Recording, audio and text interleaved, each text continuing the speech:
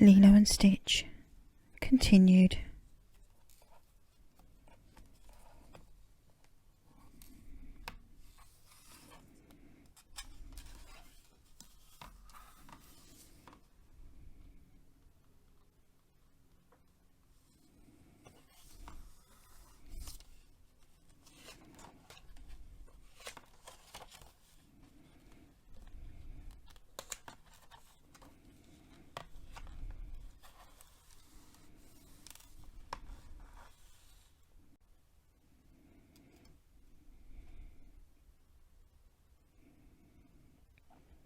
Meanwhile, on a beautiful Hawaiian island on Earth, a little girl called Lilo swam out to feed her favourite fish before heading off to hula school.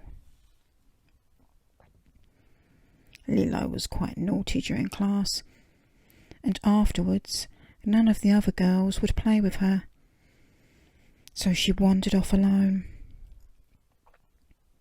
Later, when Nani, Lilo's older sister, arrived to pick her up and couldn't find her, she panicked.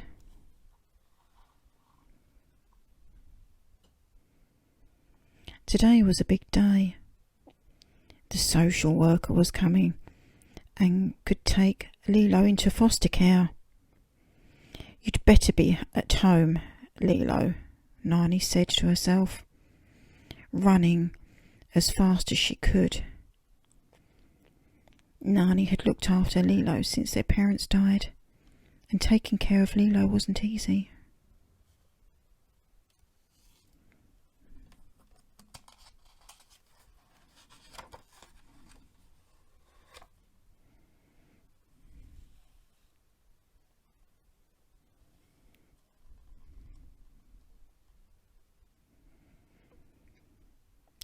Nani found Lilo at home, listening to records and sulking. When the social worker, Cobra Bubbles, arrived, he looked around the untidy house and at the pans bubbling over on the cooker. He realised that Lilo had been at home alone. "This visit did not go well," he told Nani. "You had 3 days to change my mind."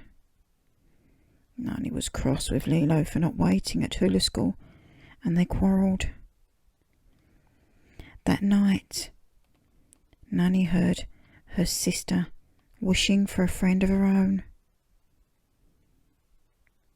Maybe a pet would help, thought Nani.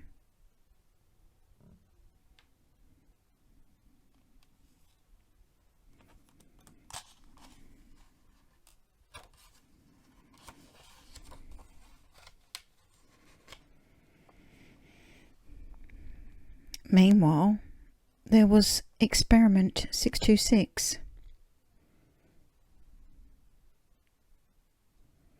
Soon after a crash landing on Earth, he was hit by a truck. Being indestructible, he survived and was taken to an animal rescue centre. Jumba and Pleakley, who had followed Stitch to Earth, hung around outside, watching and waiting.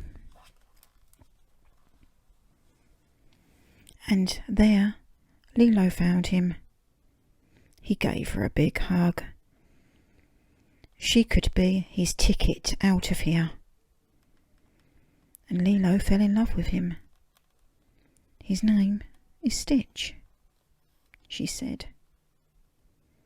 Nani wasn't happy, but she gave in. As they left, Jumba took aim with a plasma cannon. Nasty Stitch used Lilo as a shield.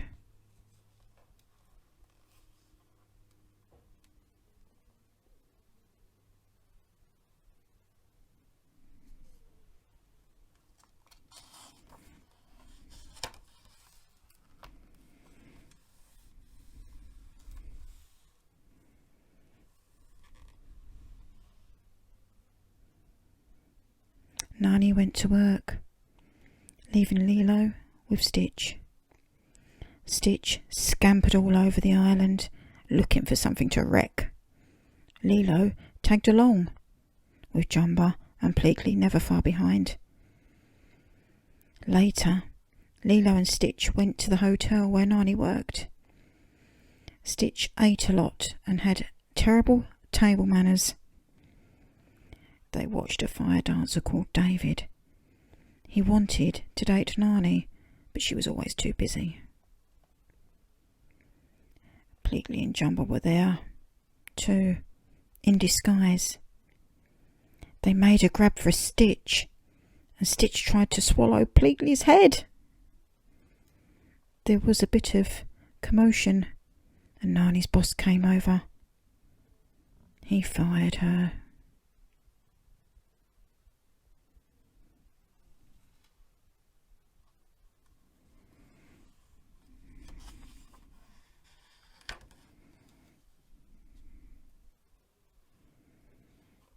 To be continued.